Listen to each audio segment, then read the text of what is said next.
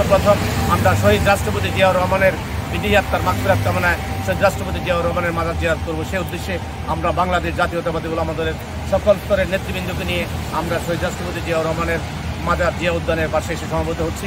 নেতৃবৃন্দ আসছেন, একটু পরে মহাসচিব আসবেন, আমাদের ধর্ম সম্পাদক রবিউল ইসলাম জামাল ভাই সহ সমস্ত নেতৃবৃন্দ আসবেন। আমরা শহীদ রাষ্ট্রপতি জিয়াউর রহমানের মাজারে আজকে ফাতিহা পাঠ করব।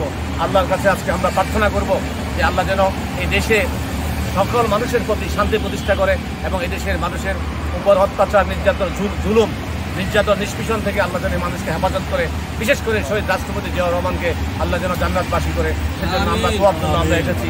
আল্লাহ যেন কবুল করে।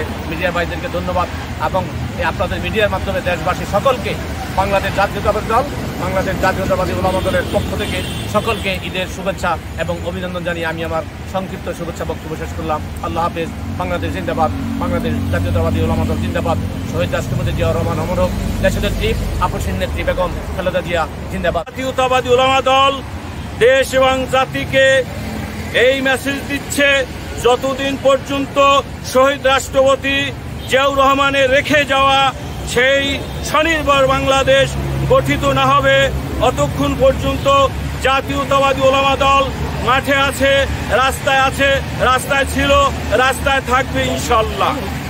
তাই আমি সকলের কল্যাণ কামনা করছি এবং সকল মানুষকে এগিয়ে আসার আহ্বান জানাচ্ছি। আমরা শান্তিপূর্ণ আন্দোলনে বিশ্বাসী, কোনো মারামারি, হানাহানি, কোনো রকম কাটাকাটি, কোনো সহিংস রাজনীতিতে আমরা বিশ্বাসী না। আমরা অহিংস রাজনীতি আমরা করে যাচ্ছি যতক্ষণ পর্যন্ত আমরা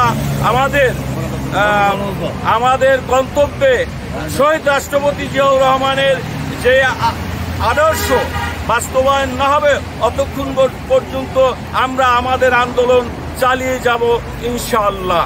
এই সংক্ষিপ্ত বক্তব্য এখানেই শেষ করছি। আল্লাহ হাফেজ। বাংলাদেশ জিন্দাবাদ, শহীদ রাষ্ট্রপতি জিয়াউর রহমান অমর হোক, দেশ নেত্রী বেগম খালেদা জিয়া জিন্দাবাদ।